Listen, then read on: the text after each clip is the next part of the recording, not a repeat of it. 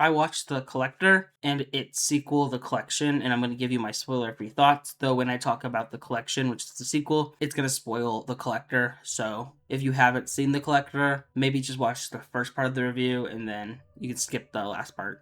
I'm going to first start with The Collector. Desperate to repay his debt to his ex-wife, an ex-con plots a heist at his new employer's country home, unaware that a second criminal has also targeted the property and rigged it with a series of deadly traps.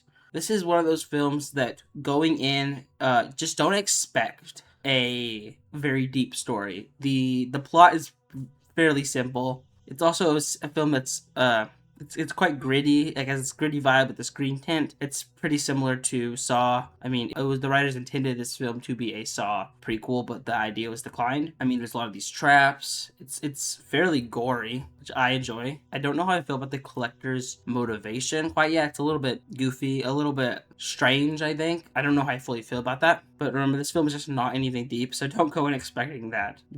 Like I said, there are some pretty gory kills. And I just found the film interesting, and I just enjoyed it. If you're feeling something like Saw, you'll probably enjoy it. Okay, now I'm gonna go over The Collection, which, again, spoilers for The Collector. Arkin escapes of his life from the vicious grips of the Collector during an entrapment party, where he adds beautiful Elena to his collection. Instead of recovering from the trauma, Arkin is suddenly abducted from the hospital by mercenaries hired by Elena's wealthy father. Arkin is blackmailed to team up with the mercenaries and track down the Collector's booby-trapped warehouse and save Elena. So this film, I will say, it's still gritty, but it lacks like that green tint to it, which I kind of missed. I also just couldn't find myself as invested, and it's still a simple plot, but I mean, it's way gorier than the first film, and I mean, so some of the traps are fun, and so it's still an enjoyable watch. And I mean, if you've seen the first film, might as well watch it. It's not very long; it's like an hour and 20 minutes. And so, honestly, my thoughts on the Collector franchise, or the two films, is lightly positive. I don't think it's a great franchise by any means. It's not something very deep.